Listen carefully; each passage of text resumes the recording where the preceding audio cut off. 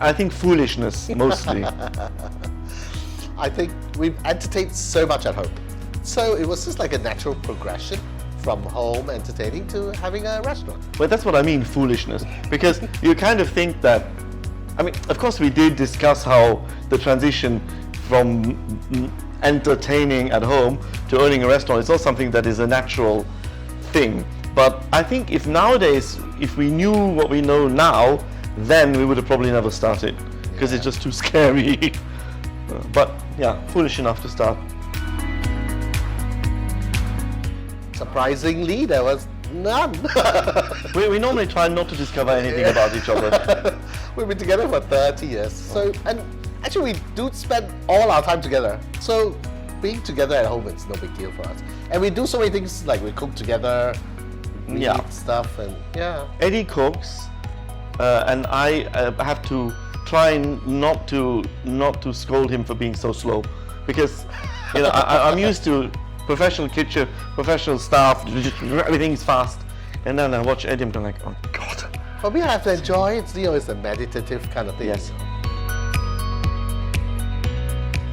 Well, I don't know. It depends on whether you want to have 2 dishes by 8 o'clock when you start at 6 or 6. 2 Eddie, 6 me. Usually if I had to cook dinner, I have to start in the morning and then you come for dinner.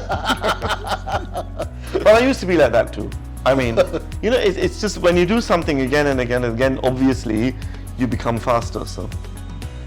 But yeah, Eddie's a very good cook. It's delicious though. He's a good cook. I like cooking because I love to eat, number 1. And number 2, I like creating things. So cooking is one thing that I do. And number 3 is I love entertaining. And I do like sharing what I love with my friends. Well, I guess number 1 is you have to be prepared. And that comes from, you know, setting the table.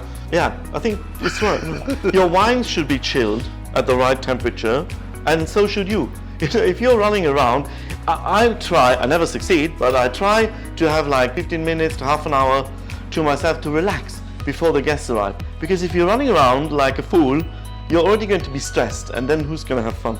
That's also partly why we always have a drink before the guests arrive. Or 5. First of all, you need to practice a lot. So I would suggest go out and buy yourself a dozen bottles and open one every day. You'll get better.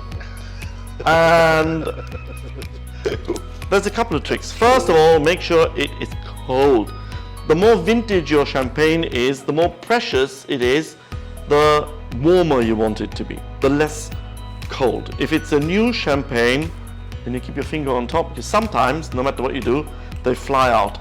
So some people like to remove the cage if you're brave, but you know, I do actually. But then, trick number 1.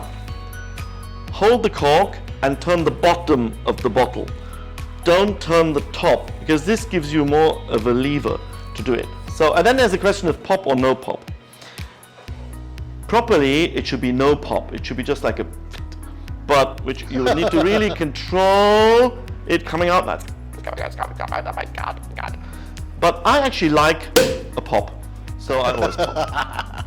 When you pour a glass of champagne, it fizzes a lot. So pour a little bit and wait for the whole fizz to be gone completely.